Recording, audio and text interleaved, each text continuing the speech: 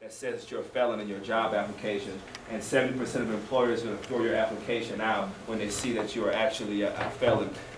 One of the things that PICO has done in California, along with other partner organizations, we lobbied in Sacramento all last year with Governor Brown, and he passed something called Assembly Bill 218, which removes the requirement from having to check that box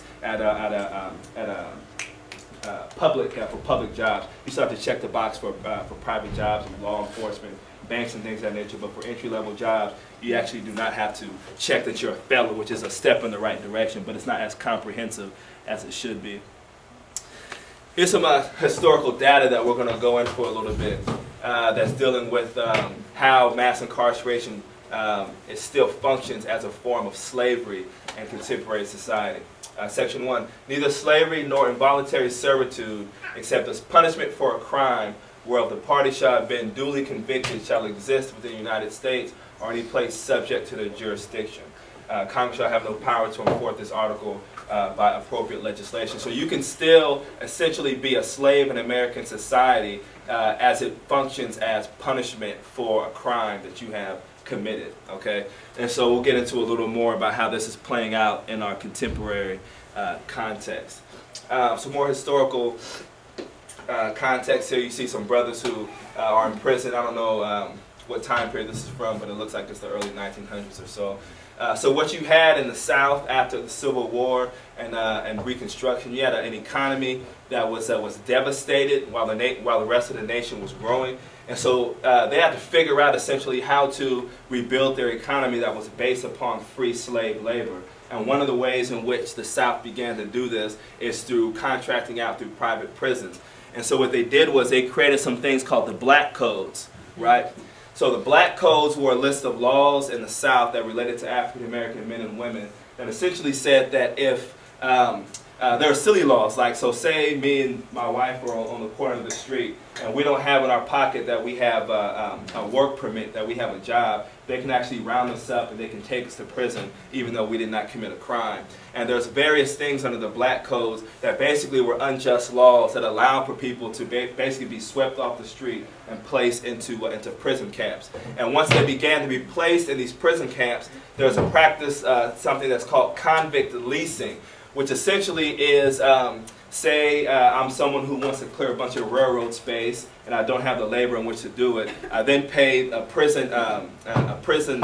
local prison warden to essentially lease out his convicts, to lease out his prisoners to me, and they basically do the work for free. And while the prison gets the money, but the people who are doing the work actually don't get any money. So you basically had a bunch of folks getting rounded up into prisons based on the Black Codes, and then they were leased out to private entities to basically rebuild the South in many ways and to build infrastructure. Another piece of the roots of the prison industrial complex, which I'll give you the definition in a moment, is the prison boom of the 1980s, and I'll talk about that a little bit as well.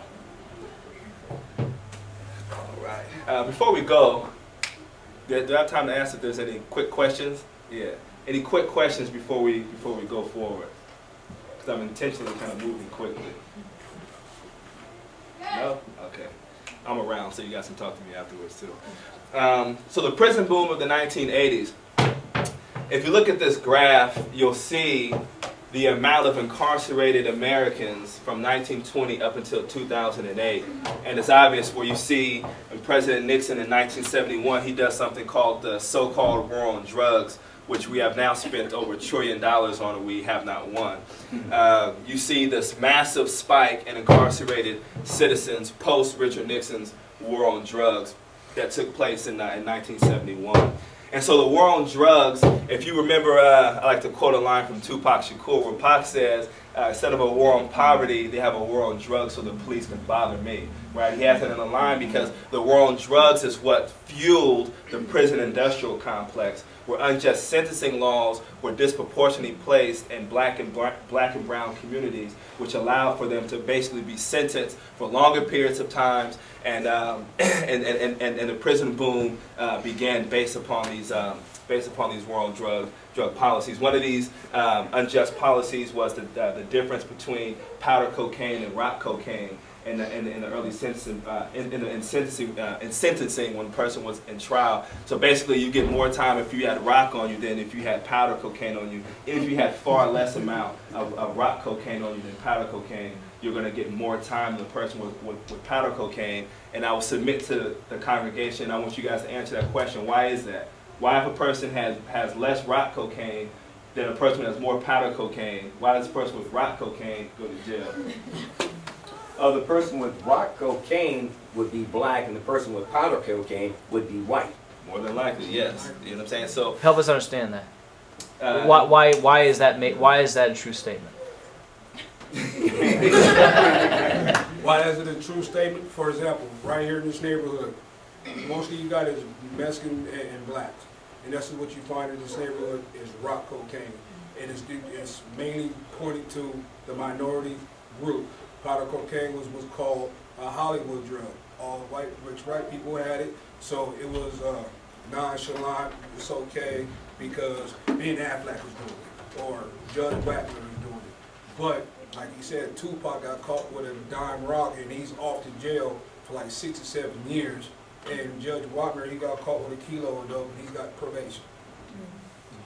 it's a cost piece, right? Yeah. Rock cocaine is cheaper than powder cocaine to purchase. So the more disposable income you have, you know what I mean, the more likely you are to be able to purchase a finer quantity of drug, and that's going to take place in most upper class neighborhoods, which tend to be white in our country, correct? And so, but let me actually give a caveat to this as well, that during the 1980s, when there was a lot of increase due to gang violence and due to wars being fought on the streets over drug territory, there are actually also a lot of African American folks in our community who also were down with this harsher and increased sentencing that took place as well. And so that's just a nuance that I want to put in there, that there was such an onslaught in the community that there wasn't the proper foresight to see what could be taking place, and they settled for something hoping that it would help the community out, but in turn it made the situation a lot worse. I thought I saw a hand. All right. This is a good sister. Her name is Angela Davis. I like Angela Davis. Angela Davis was wanted by the FBI in the 70s. She's a solid sister, though. But here is her definition of the prison industrial complex. And I think she coined the term prison industrial complex. I'm not sure. But she says that it's the intersection of governmental and private interests that use prisons as a solution to social, political, and economic problems. The intersection of governmental and private interests that use prisons as a solution to social, political, and economic problems. And so one of the reasons why she has this definition is because what you had in the late 1960s and in the early 1970s is you had deindustrialization that began to take place in many African American communities. You can see Los Angeles is a prime example of that, where many of their plants began to close down, and a lot of people began to be unemployed because these were primary employment factors in their neighborhoods. And once these plants once they began to close, you have what theologian Mark Taylor at Princeton calls surplus population. Surplus population, a population of people that are no longer needed in the political economy of the country. So what do? How can you essentially use them? How can you benefit off them? You create a system of social control that puts them into prison so you can begin to profit off them so they can actually begin to do labor for private prisons or for companies while they're actually incarcerated. So it's another form of social control. So it's this intersection of the government began to pass unjust laws as they intersected with private interests who wanted something to do with the surplus population. So they used prison as a solution to social, political, and economic problems. Does that make sense? All right.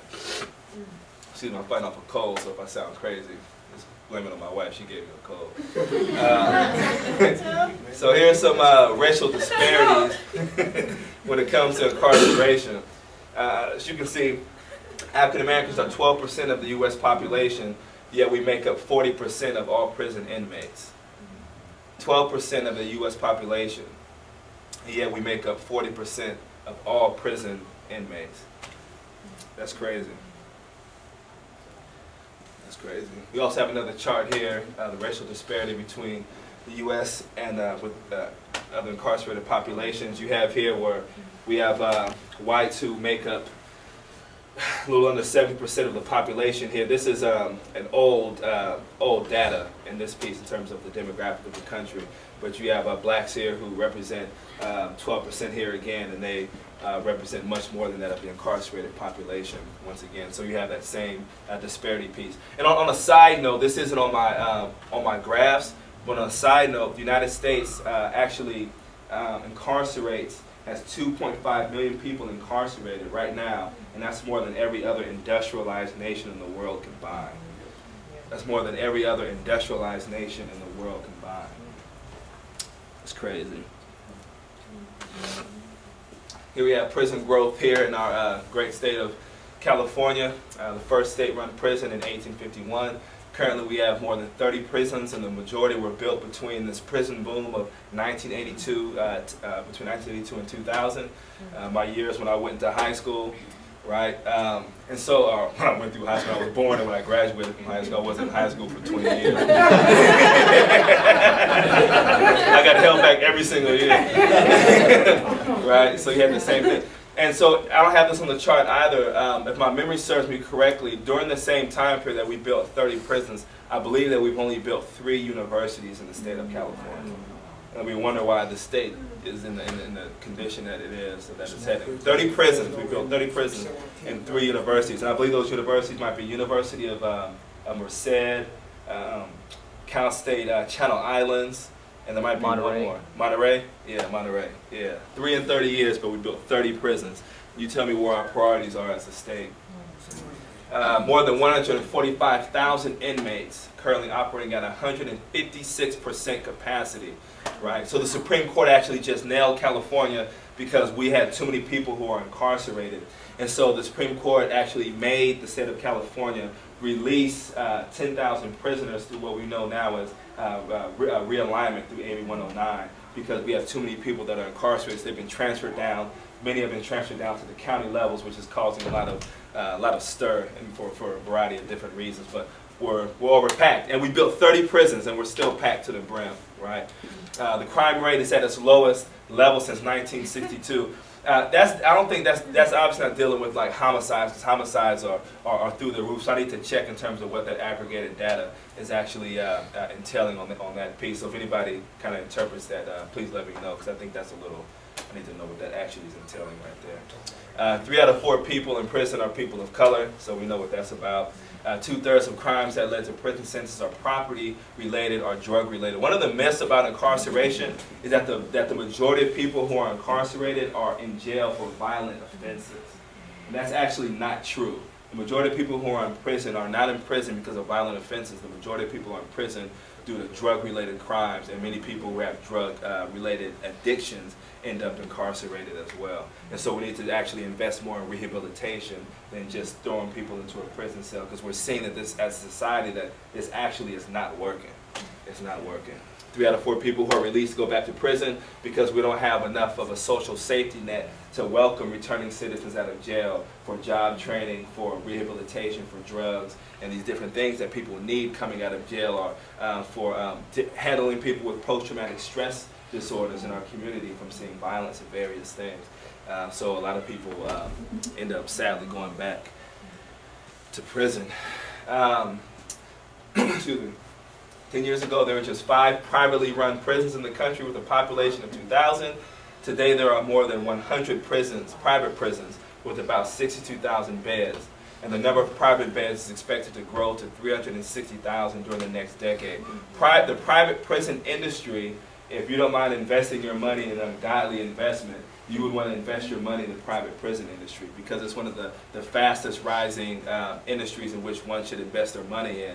You can actually invest in private prisons in Wall Street. You have the Correctional Corporations of America. You have the GEO Group. And what they do is, the private prison industry, they lobby, and whether it's in Washington, D.C. or in the state capitals around our country, they lobby for harsher sentences. Why do they lobby for harsher sentences?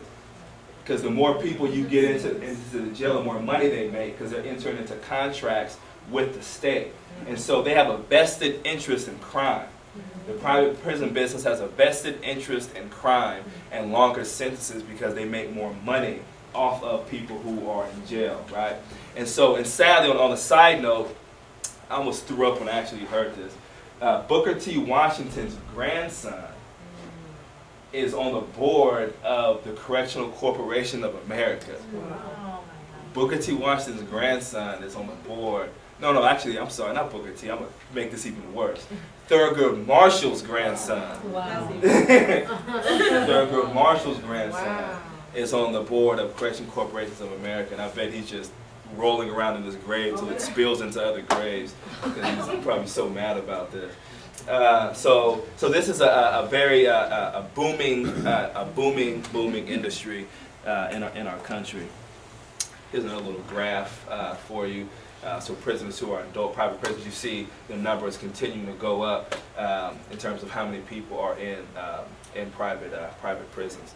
And on a side note too, before I'll go into this and obviously make this comment here in a second. So there's a couple, there's Corrections Corporation of America, their financial results, they're making more and more money.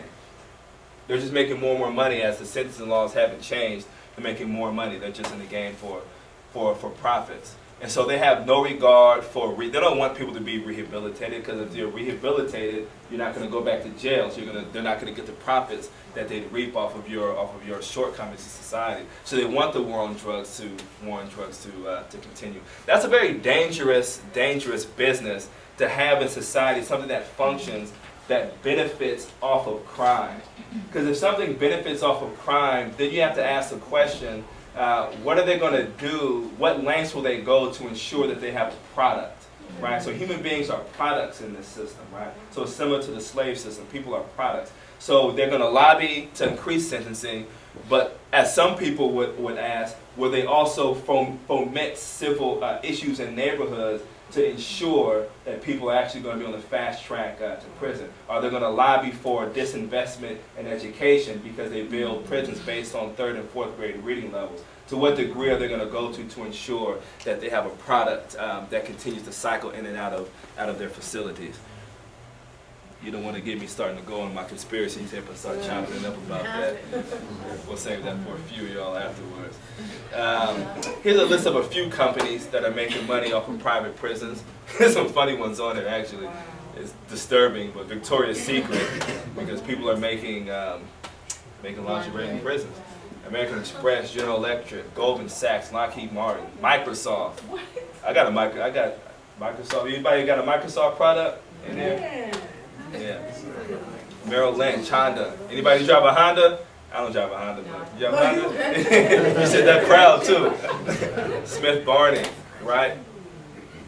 Yeah, you have all these different people making money off the prison industry.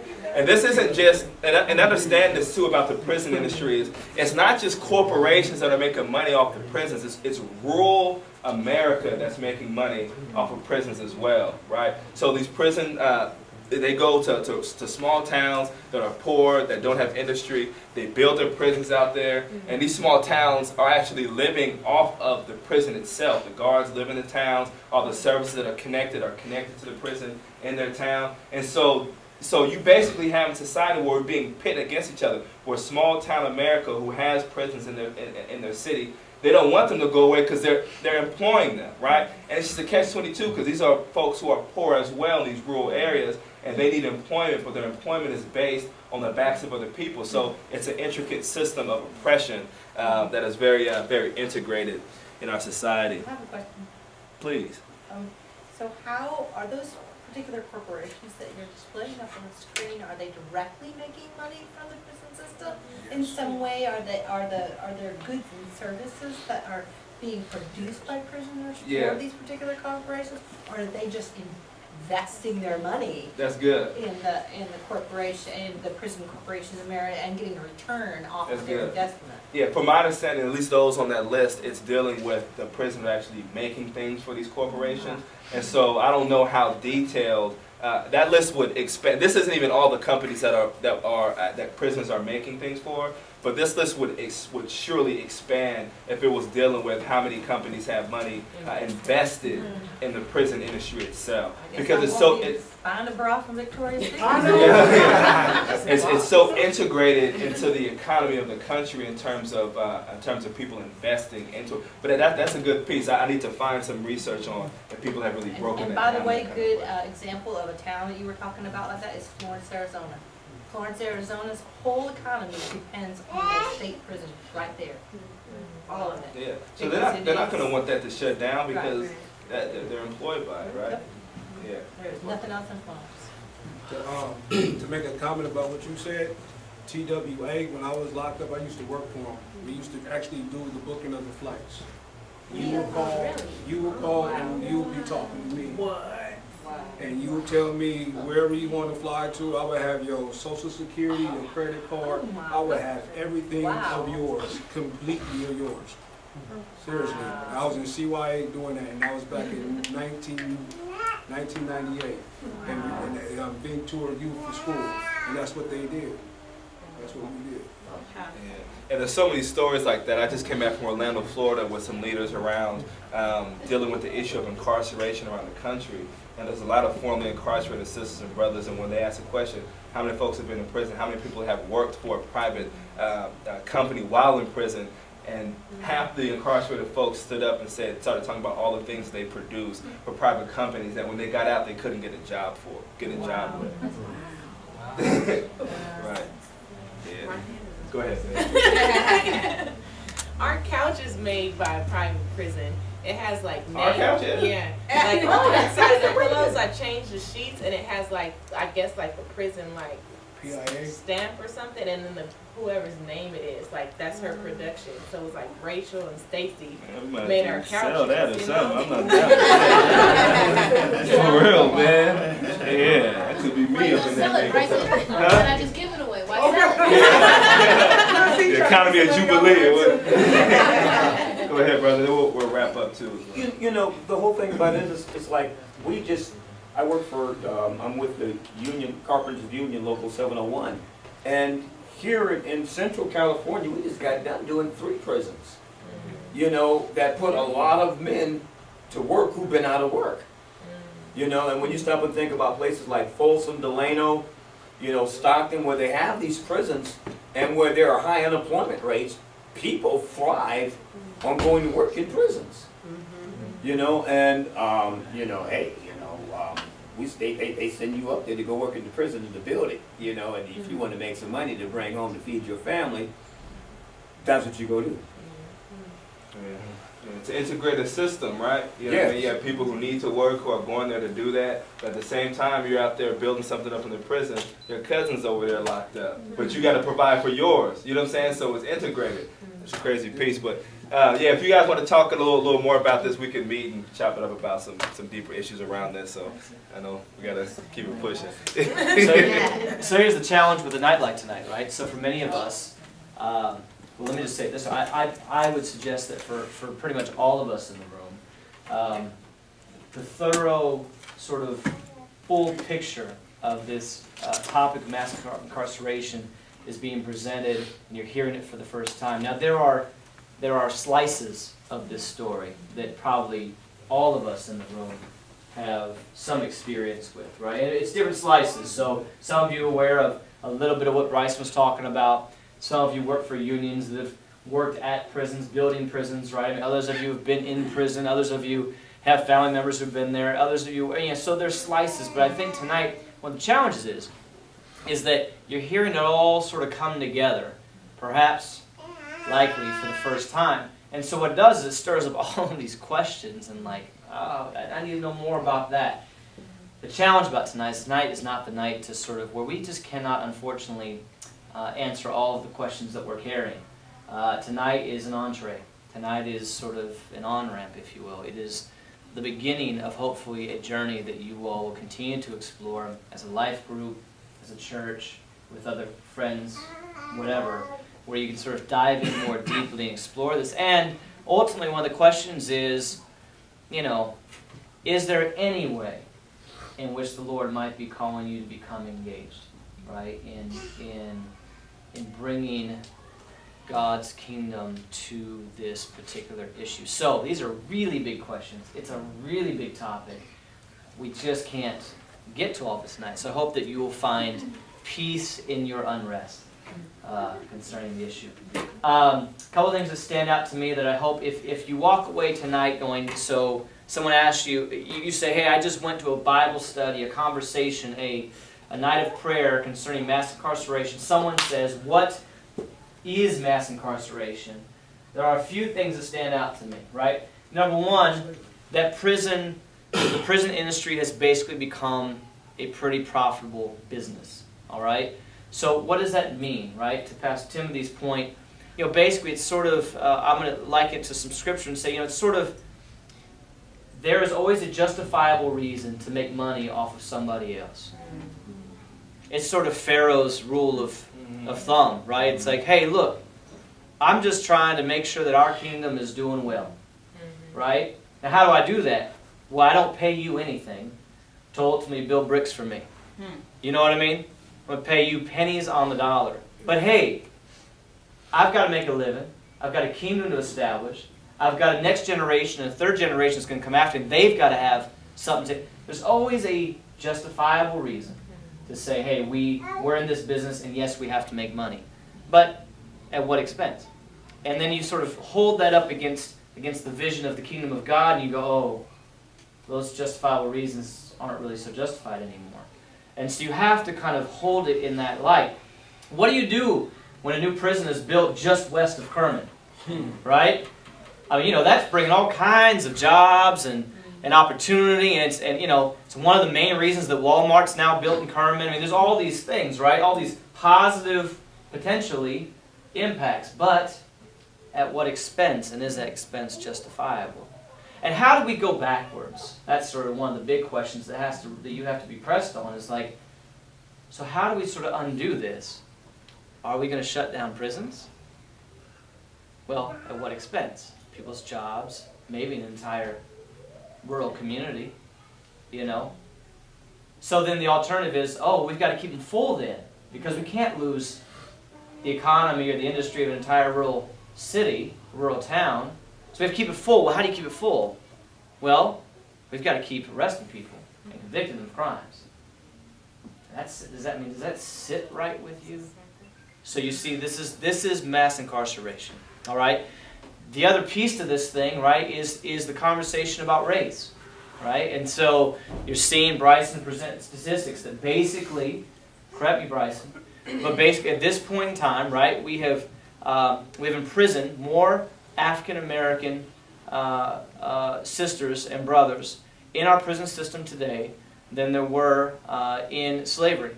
Did I say that right? Yeah, essentially correct, yeah. Okay. Correct me. Go ahead, say it again. Say it right. Get it right. There's more African American men and women in prison, jail, probation, or parole than were enslaved in 1850. That's more accurate. Thank you. That's good. Good.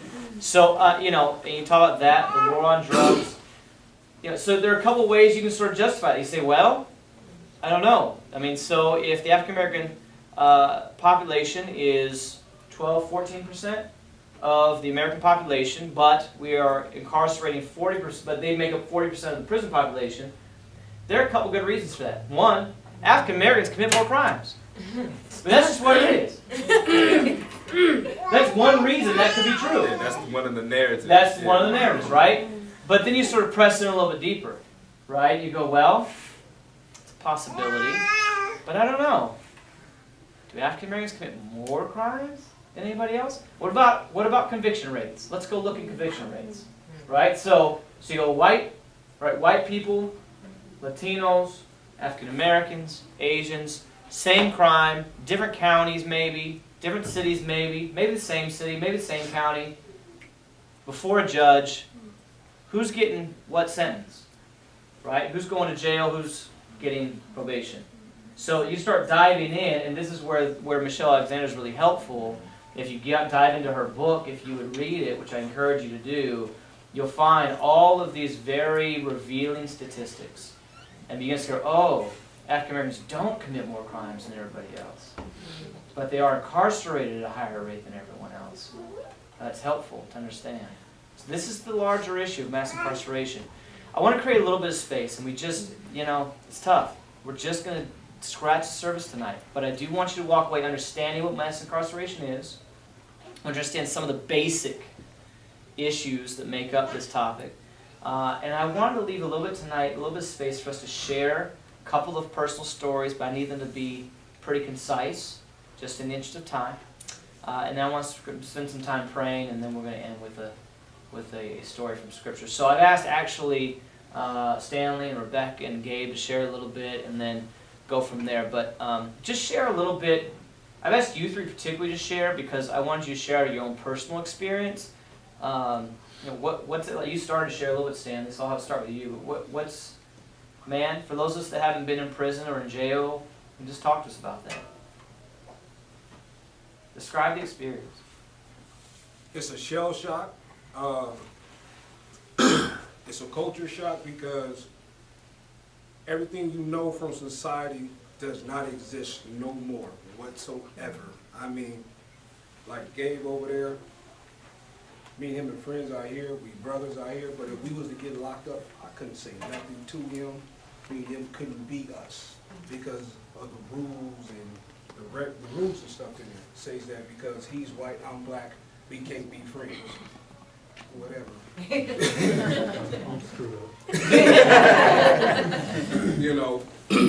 Or if Gay came in and he was a Crip, he would have problems with the white people because they would look at him as a disgrace because he's riding with the black people. He's supposed to be over here with us. He's a bigger dude.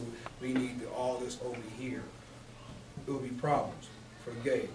But at the same time, me being me, I didn't follow the rules at all. I talked to who I wanted to talk to. I did what I wanted to do because I was my own individual, And it's just, it's just crazy. It's more racial tension than you can ever imagine, Out here, when I was gangbanging, I was fighting black on black. In there, it's everybody for yourself. There's no real such thing as unity because he can be my buddy, he can be my roommate, everything. And I can do something that Pastor Phil don't like to tell him, kill me while I'm asleep, But this is my friend. So there's no unity. There's no real friends in there, Out here on the street, you can be the biggest dude on the street, but you go inside, you're prey. You know what I mean? You can know martial arts, all of it, but go in there, you're a victim. You know what I mean? Because they don't fight fair at all. It could be you fighting one person one-on-one, next thing you know, you done got stuck 7 times. You know what I mean? Why? Because you fighting my white homeboy, or however it goes down. The staff don't run the prisons. We run the prisons. Only thing the staff is there for is to protect them keys. Other than that, get out my way. You know what I mean? I can go walk up on the staff and tell him I need a cigarette, and pretty much he's gonna give it to me.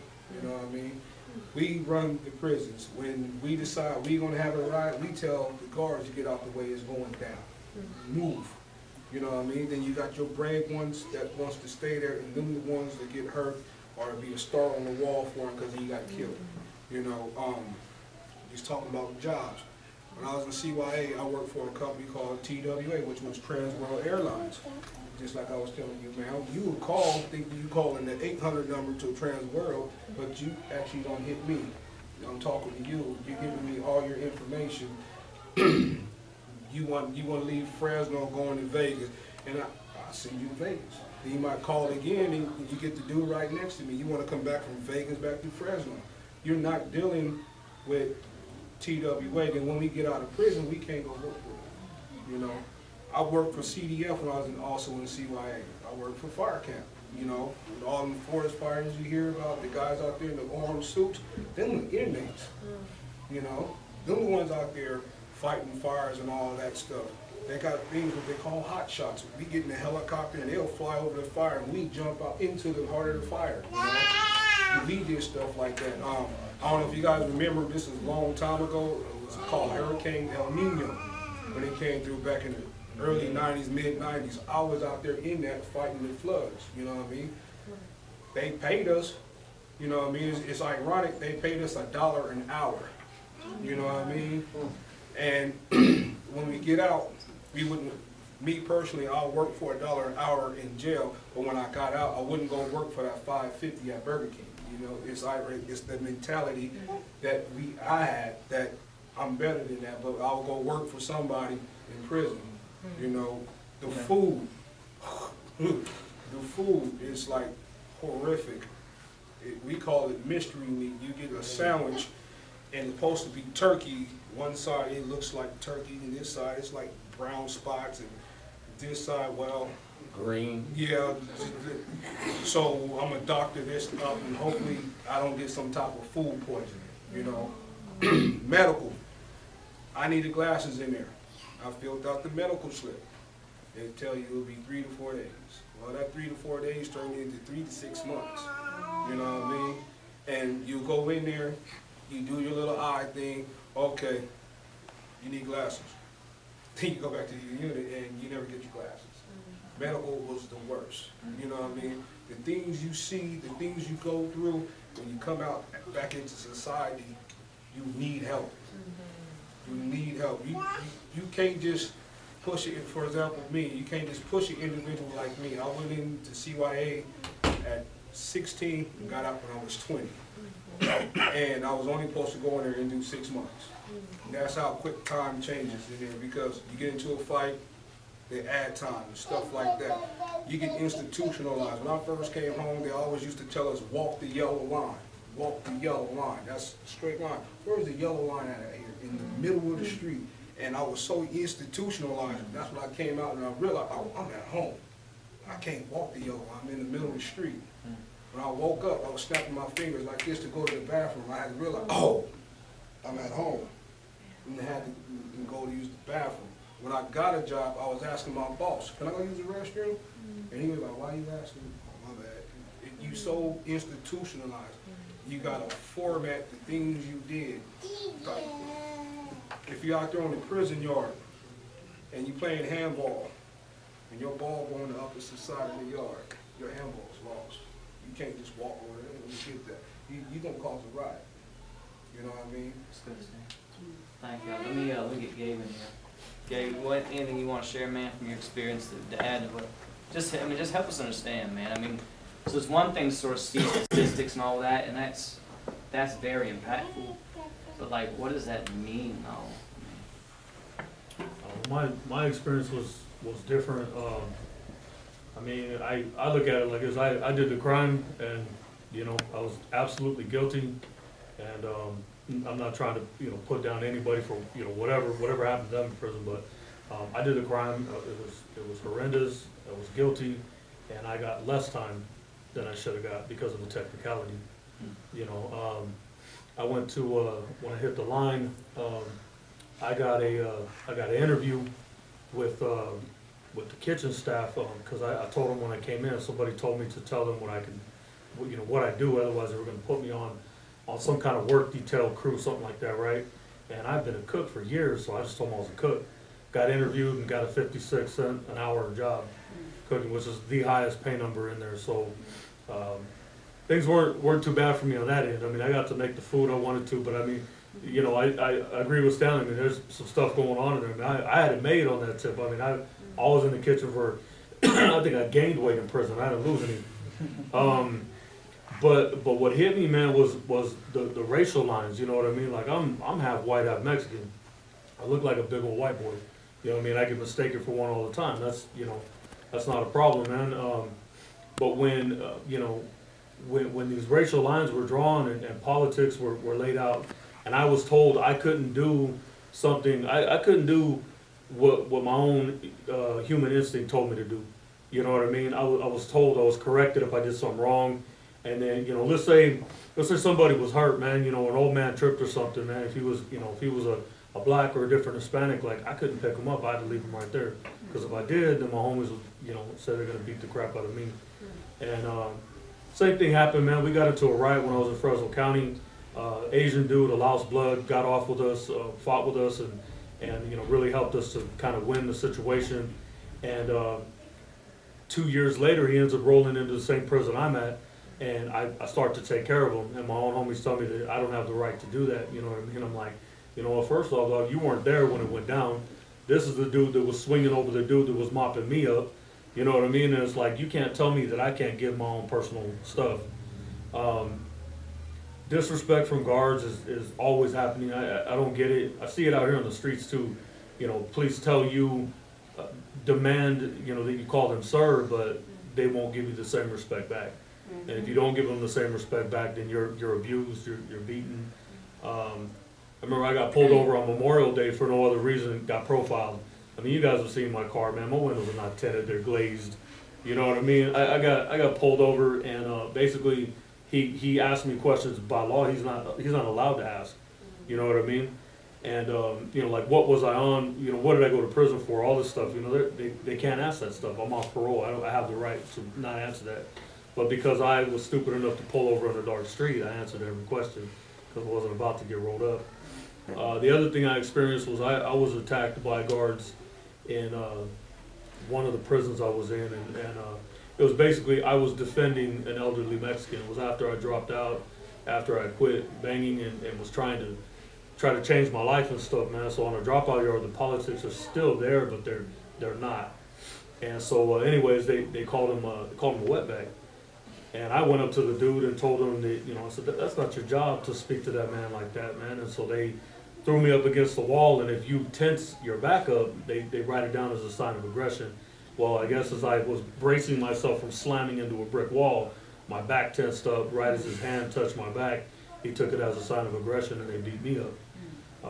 I got to spend some time in the hole as they were working charges against me. I guess one of them assaulted their hand when they were, or hurt their hand when they were beating me, right? And yeah, they were trying to press charges on me. I got a DA referral for that. But anyways, the crazy thing is that these lines that are drawn in there, it's like Stanley said, they don't run nothing, man. I like the way you put it. They protect keys, you know. They play housewife, man. They allow us to do things, man. You know what I mean? Just for the sake of arguing on the Hispanic side, you have 4 different groups of Hispanic in California. You have the northern, you have the southern, you have paisas, or just regular Hispanic males or whatever, and then you have bulldogs, which falls into the Hispanic gang category. And if you have 2 tables, you know, that have 4 chairs around it and stuff, man, if I go to sit down at one of those tables and there's any other gang besides my gang sitting there, there's gonna be a problem.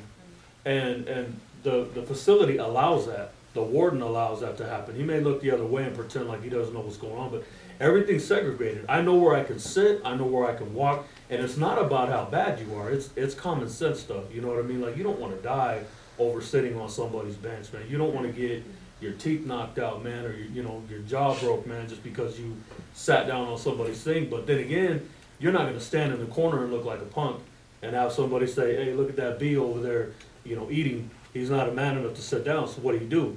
You finish your tray in the corner and break your tray over the first dude you can, and then you sit down and take their spot. You know what I mean? So that's kind of like, that's what I learned there, man, and just like I said, one of the things, just to kind of close it off, that really hit me was the violence that we do to each other. It's not just what we do to the other ones, man, because you're trained to hate the other side. You're trained to hate the black, you're trained to hate, you know what I mean? So then when you go to different prisons, there's different politics going on. So the prison I left, we were fighting with the blacks on the yard.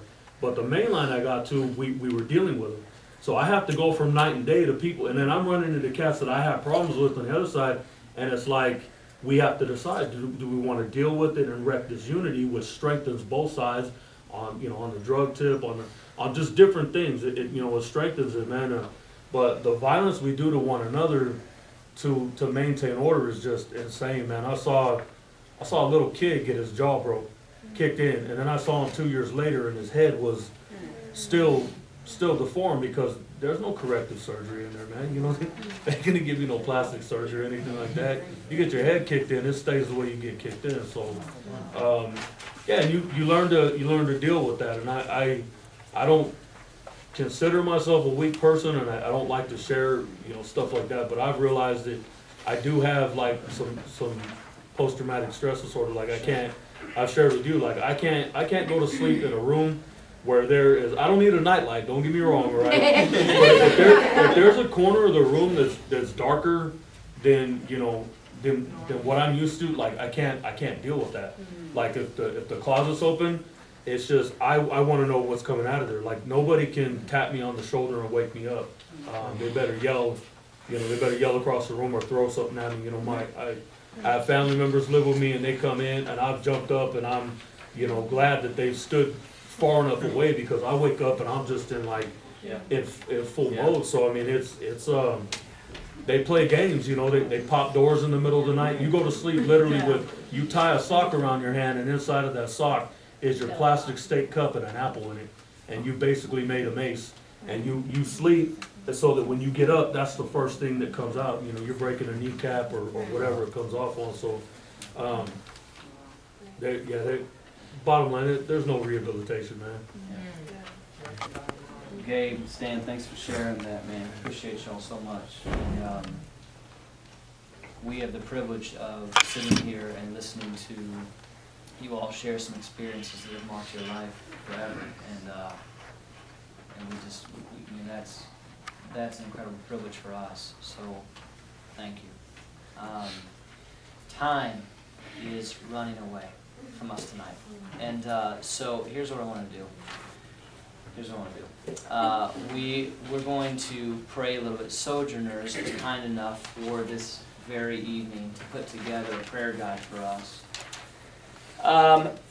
You know, I think what I want to do is this. I want you all to get together in some groups, okay?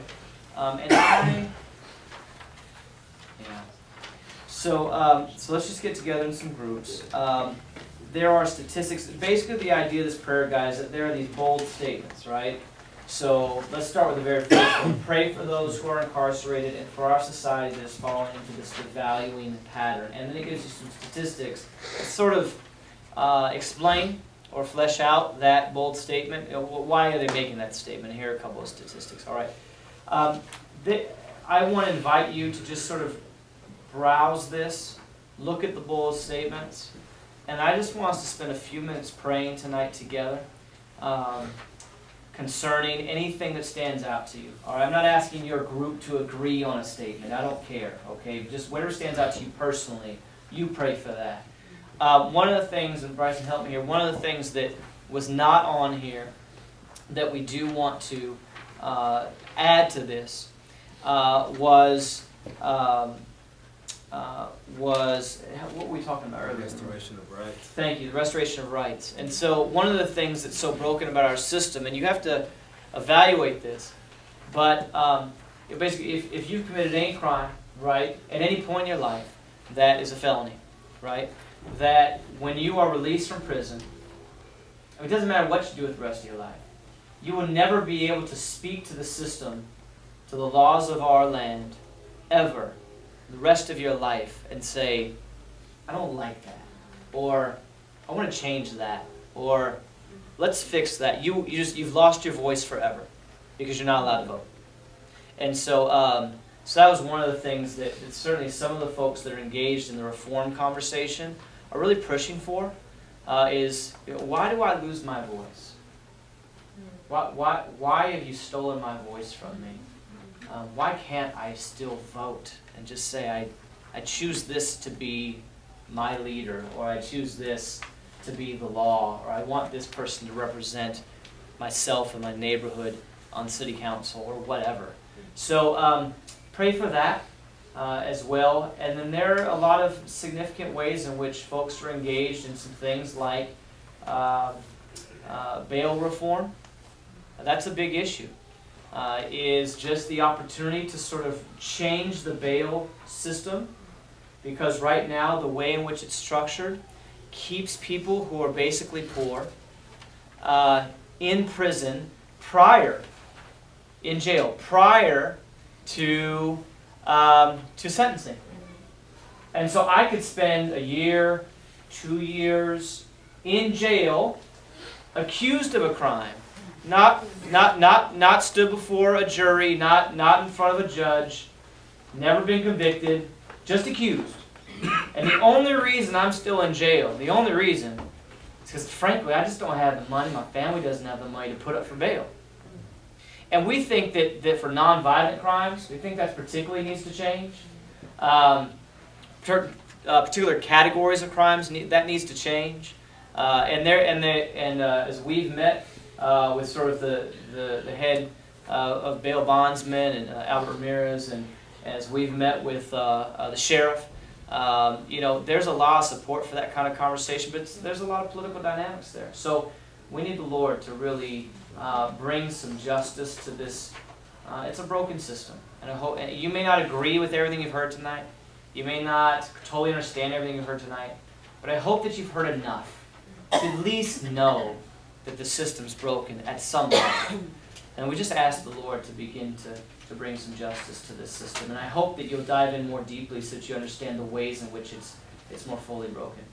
So let's break in some groups.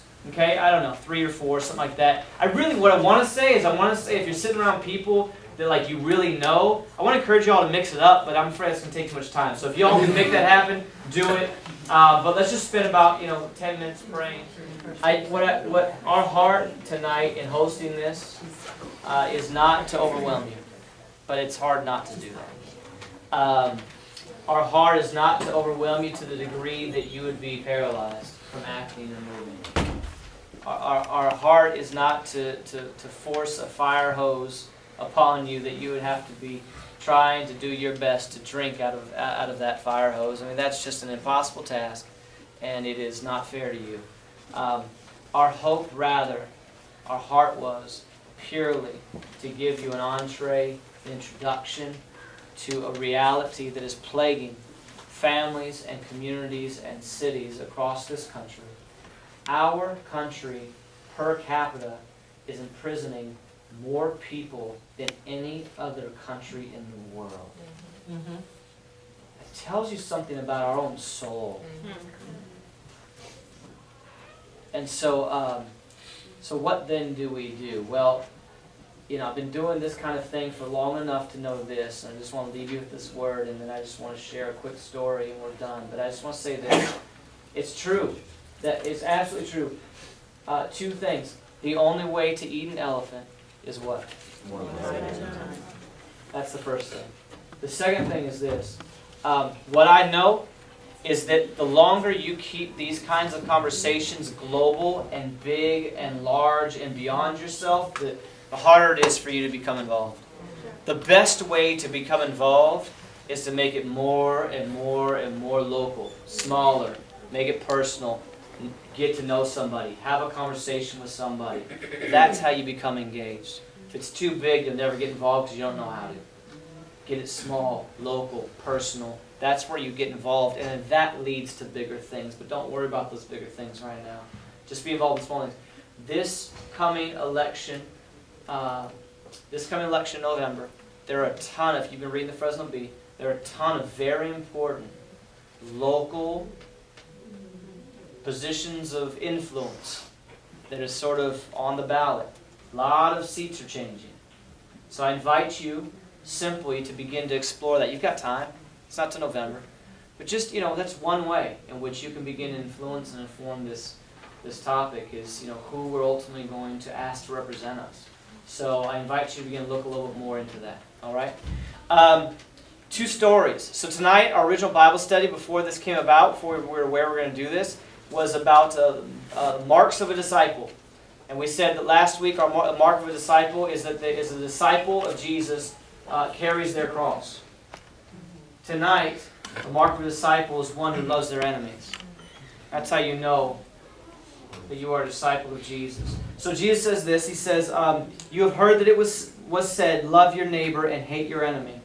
But I tell you, love your enemies and pray for those who persecute you, that you may be sons of your Father in heaven. He causes His Son, listen to what God does. He causes His Son, S-U-N, to rise on the evil and on the good. I think Jesus intended to say it that way. Not the good than the evil. And sends rain on the righteous and the unrighteous. If you love those who love you, what reward will you get? Are not even the tax collectors doing that? And if you greet only your brothers, What are you doing more than others? Do not even pagans do that? Be perfect, therefore, as your heavenly Father is perfect. Brothers, I think about that. You know, Jesus, for me, in the context of this conversation, it is, you know, do you not only greet those who sort of, you know, are like you, or let me say it this way, do you not only greet those, do you not only embrace those who don't have a record? You know, and so Jesus says, man, doesn't pagans even do that? Love your enemies. Enemies. Enemies. I would suggest to you that our society makes those who are imprisoned or even accused of crimes our enemies. I think it's how we treat people who are accused of crimes. There's someone who was just arrested yesterday. It was in the newspaper, parlor teacher, right? Accused of a sex crime, right? Immediately alienated and villainized. It's how we all see it. Our own souls are sick because this is how I see it. It's how I feel when I read that. I'm like, that dude. You know what I mean? It's my own soul is sick because that's how I feel. We do that across the board. And then when people come out of jail, come out of prison, right? If they've been convicted of a felony, right? Check this box, please. You know. So, you know, this is how we treat everyone. It's how we see each other, especially those who've been in prison or jail or even accused of crimes. You start questioning your friendships when a friend becomes accused of a crime. You go, I don't know if I knew them as well as I thought I knew them. Our souls are sick. Jesus says, love those who you alienate. Love those who you consider to be an enemy. There's this wonderful passage in Judges 11. Jephthah. Many of you have not read this story. Judges 11. Jephthah. Jephthah was born, Judges 11, you find it right there. I promise you, it's in the Bible. Jephthah is phenomenal. Jephthah is born to this Gideonite father. But this father steps out of his marriage and has a baby named Jephthah from a prostitute. Steps outside of his marriage, sleeps with a prostitute, has a baby. The baby's name is Jephthah. Jephthah has done nothing wrong. Jephthah was just born. Jephthah, though, is sort of a biracial child. And so what happens is that Jephthah's father ends up dying. So now he's basically parentless. Prostitute mother, father's dead. But Jephthah's father had other children within the marriage. And so when his father dies, there's an inheritance to be left to the firstborn child. Who's the firstborn child? Jephthah. Problem is, Jephthah had a different mom and she was a prostitute. And so all of his siblings say, no, you're not getting anything, Jephthah, because you're not fully one of us.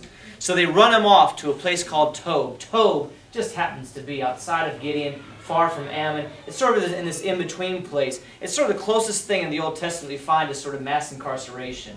It's this place where it's like built off in the outskirts. It's kind of like someplace west of Kerman or someplace on the outskirts of Chowchilla. You know, it's not really in Chowchilla. It's not really in Kerman.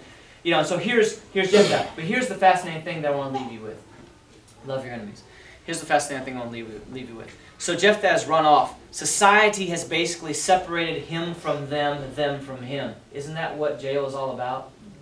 We're separating people from our own community, from our own society. Let's create separation between me and you and us. You've done something wrong. You violated the rules of our society. We want nothing to do with you. Go to Tob, is what we say. Right? But here's the fascinating thing. They find themselves, the Gideonites find themselves under pressure, military pressure. The Ammonites are coming after them. And you know what they do? They go to Jephthah. The Gideonites, who ran him off, go to Jephthah and they say, we need you to lead us. It's the beginning of love your enemies. It's the beginning. It is an outstretched arm saying, you have skills, you have gifts, you have leadership. What I didn't tell you about Jephthah, when he got to Tob, the Bible says that there was an army of people that sort of gathered around him, not a military army, but just a group of people. He basically started the first gang. And he led it. He's the dude. He's the guy. He's the top. And so military pressure comes, and they go to Jephthah. The people ran him off. Go to Jephthah and say, you have leadership skills. You have talents. You have gifts. We need you to lead us against the Ammonites. Well, we don't do that, do we? We just go, check this box, please, because if you check the box, man, we ain't hiring you. You got no skill, you got no gifts, you got no leadership skills. There's nothing that we can ever, you are useless to our society. You may have booked all the flights while you're in prison, but we can't use you when you get out of prison to work for us. That's what we do. So, well, when we met with the sheriff recently, she said, what I would love for churches to do is, she said, do you know that we release prisoners 24 hours a day, 7 days a week out of our jail? 2 a.m., 3 a.m., 3:15 a.m. We're constantly releasing prisoners, and you know who's waiting for them? Nobody or nobody good. She said, I wish that churches would just rally and to begin to work together, and they would just receive our inmates coming out of jail every day of the week. That's all I want. The Sheriff Margaret Mims said this to us. There's 6 of us sitting around a table in her office. This is what I want. What if we said to Jephthah, man, we need you to lead us. You have skills and talents and gifts and abilities. I leave you with that story. I invite you to go read it, Judges 11. You've got all these other scriptures on the prayer guide. Love our enemies.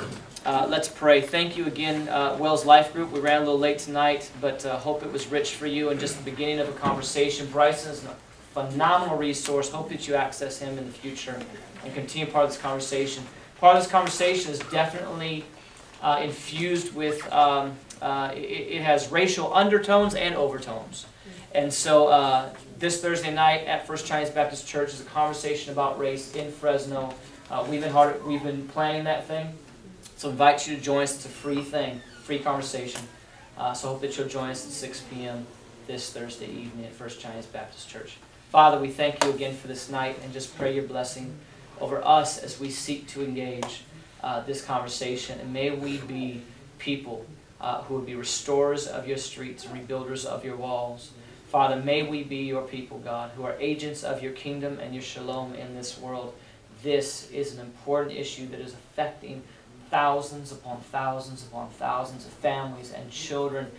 People are being ripped out of their homes and they can't get out on bail, and in many cases they're ultimately found innocent, but they spend a year in jail. It's not right. Miss birthdays, they miss monumental marks in the lives of their children. God, they sometimes lose their housing because they were the breadwinner, and now, in some cases, mom doesn't have any way to pay the rent. God, this isn't right. So, Father, we need your help in finding solutions. May we engage in a way that brings about your justice, your shalom on this earth. We give you thanks again. Bless our brothers and our sisters who are here tonight. In Jesus' name we pray. Amen.